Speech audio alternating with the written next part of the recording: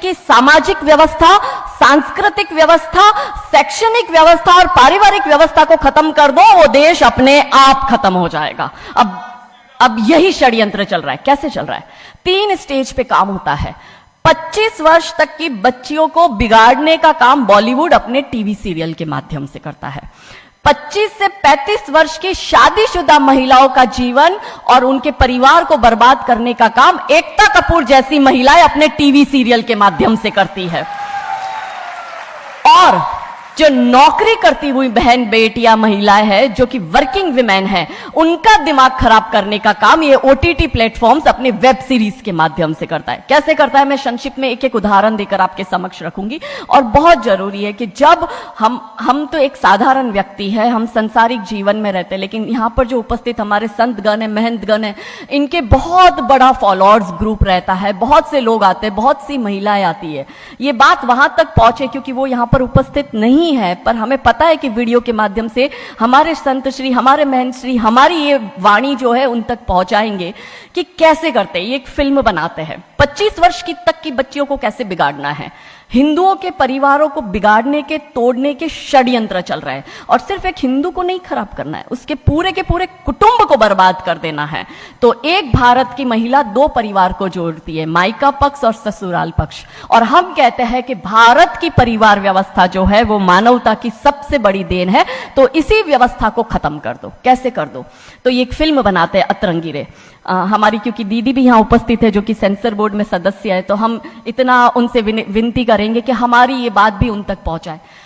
Systematically ये फिल्मों में लड़की दिखाएंगे हिंदू की, लड़का दिखाएंगे मियां भाई का, और उसमें भी दिखाएंगे कि वो लड़का चाहे अनपढ़ हो, चाहे गवार हो, चाहे आतंकवादी हो, चाहे पंचर छाप हो, और वो हिंदू की लड़की चाहे कितनी पढ़ी लिखी हो, लेकिन उसका परिवार जो है वो रूढ़िवादी है, वो रिग्रेसिव है, और उसके सामने यदि वो घोड़ा भी चला रहा है, खच्चर टट्टू भी चला रहा है, तो वो बड़ा प्रोग्रेसिव है, वो बड़ा संस्कारी है।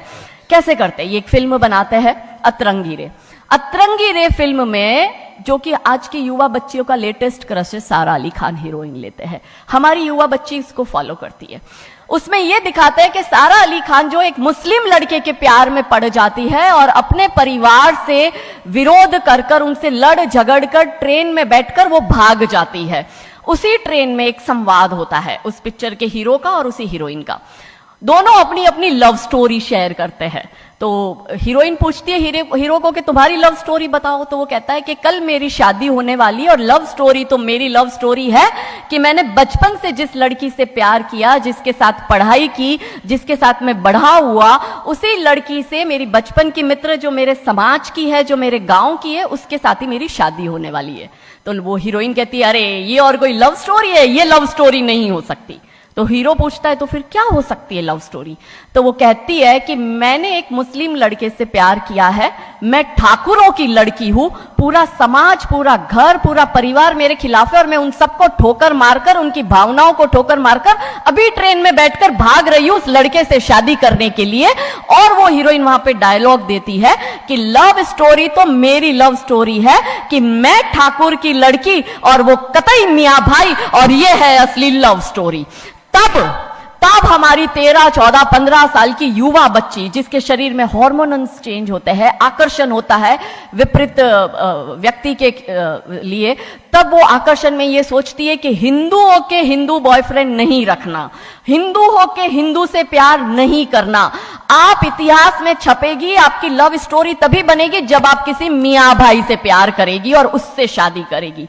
तो कैसे सिस्टमैटिकली ये स्लो पॉइजन बॉलीवुड की फिल्मों के माध्यम से फ्रेजाइल माइंड में डाला जा रहा है। और आज देखो कि क्यों समाज में लव जिहाद के इतने केस बन रहे हैं, और उसका सबसे बड़ा और मुख्य कारण बॉलीवुड है, क्योंकि इन बॉलीवुड वालों ने हमारी बेटियों को हादी रानी और रानी चिन्नमा रानी अब्बा का नहीं दिखाया। इन बॉलीवुड वालों ने हमारी बेटियों को करीना खान दिखाया है ताकि वो अपनी कोख से तैमूर और जहांगीर पैदा करे। ये बॉलीवुड वाले लव स्टोरी पर फिल्म बनानी है तो ये हादी रानी और राजा रावत सिंह चुड़ावत पर क्यों नहीं बनाते? मैं आपको उनकी कथा शॉर्ट में करती हूं कि राजा रावत का शादी जो होता है वो हदी रानी से होता है, मेवाड़ के राजा है, और औरंगजेब की सेना आक्रमण करने आती है। और जब औरंगजेब की सेना आती है तो राजा रावत सिंह का 2 दिन पहले ही विवाह हुआ होता है हादी रानी से। तो राजा जी की इच्छा नहीं होती कि मैं युद्ध लड़ने जाऊं, तो हादी रानी बड़े क्रोधित होते हैं। वो कहते तुम मेरी चिंता छोड़ो, तुम अभी इस मातृभूमि की रक्षा के लिए, इस धर्म की रक्षा के लिए आप युद्ध भूमि में जाओ और आप मेरी चिंता मत करना। यदि आप बलिदान भी हो जाओगे तो मैं प्राउडली अपने आप को आपकी विधवा कहूंगी। तब राजा रावत युद्ध लड़ने जाते हैं। युद्ध भूमि में राजा रावत जी को हादी रानी की बहुत याद आती है, क्योंकि नई नई शादी हुई होती है, तो नई बियाई दुल्हन को छोड़ के आए होते हैं, तो बहुत याद करते हैं। तो वो अपने दूत को कहते हैं, अभी सेना आने में समय होता है और युद्ध में भी समय होता है, तो वो कहते हैं अपने दूत को कि जा तू रानी सा के पास जा महल में और उनसे कहे कि राजा जी को आपकी बहुत याद आ रही है, आप अपनी कोई एक निशानी उनके लिए भेजो।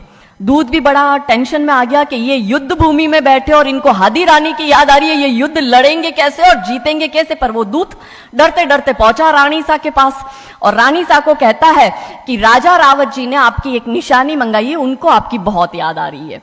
तो रानी सा बहुत क्रोधित हो जाते कि ये मेरा पति कैसा, ये युद्ध लड़ेगा कैसे, औरंगजेब की इतनी बड़ी विशाल सेना है, यदि जहां युद्ध भूमि में बैठकर उसको रणनीति बनानी है वहां वो मेरी निशानी मंगवा रहा है। तब हमारी हादी रानी क्रोधित होती है, हाथ में तलवार लेती है, अपनी गर्दन काटती है, थाल में सजा के दूत को देती है और कहती है जा तेरे राजा को जाके दे देना मेरी निशानी। तब वो दूत युद्ध भूमि में जाता है, राजा जी को हादी रानी की निशानी यानी कि उनका कटा हुआ मुख देता है। राजा जी बड़े दुखी हो जाते हैं, उनको लगता है उनसे बहुत बड़ी गलती हो गई। राजा जी रानी की अंतिम इच्छा समझ जाते हैं। रानी जी के लंबे बाल होते हैं, उन बाल की वो माला बनाते हैं, उनके मुख की माला बनाते, वो युद्ध लड़ते हैं, औरंगजेब से युद्ध जीतते हैं और जीतने के बाद राजा रावत वहीं युद्ध भूमि में अपना बलिदान देते, अपनी गर्दन काटकर वहीं अपने जीवन का त्याग करते हैं। यह है लव स्टोरी। पर बॉलीवुड इस पर फिल्म नहीं बनाएगी कि इतिहास चुराए नहीं है, हमने इतिहास बनाए हैं और लाखों शीश कटे हैं रण में, तब जाके हिंदू कहलाए हैं। ये महान गौरवशाली इतिहास हमारा, पर बॉलीवुड इसका इतिहास हमारे समक्ष आने नहीं देता। अब रहा 25 से 35 वर्ष की महिला, कैसे बिगाड़ती है एकता कपूर। वही sari, typical dress, typical getup, पीछे उसकी सीरियल में एकता कपूर की सीरियल में पीछे बहुत बड़ी अंबे मां की मूर्ति। दिखाएंगे कैसे हिंदू महिला को, क्योंकि परिवार खत्म करना है हिंदुओं का। तो वो एक से प्यार करेगी, शादी दूसरे से करेगी, जीवन में तीसरा पुरुष आएगा, फिर दूसरा मर जाएगा, फिर उसको चौथा पसंद आने लगेगा, फिर जो मर गया वो जिंदा हो जाएगा, फिर कंफ्यूज हो जाएगी किसके साथ जाऊं, दूसरे के साथ कि चौथे के साथ। क्या हमारी भारतीय महिलाएं, क्या हमारी हिंदू महिलाएं, सबसे बड़ा प्रश्न यह है कि क्या हम 4-4 पुरुषों के साथ अफेयर करते हैं? क्या ये हमारा सम्मान है? और अगर यदि हम सब एक होकर इसके लिए नहीं बोलेंगे तो ये आवाज नहीं उठेगी। और दुख की बात यह है कि ऐसी एकता कपूर जैसी महिलाएं जो घर तोड़ने का काम कर रही है, इनको पद्मश्री अवार्ड मिल जाता है। कैसे मिलता है? भारत सरकार से इस भूमि पर खड़े होकर मैं निवेदन करती हूं कि आप ऐसी महिलाओं के पद्मश्री वापस लो, क्योंकि ये महिलाएं हिंदू परिवारों के मकान, घर तोड़ने का काम कर रही है। और तीसरा और अंतिम, नौकरी करने वाली बहनों का दिमाग कैसे खराब करना है।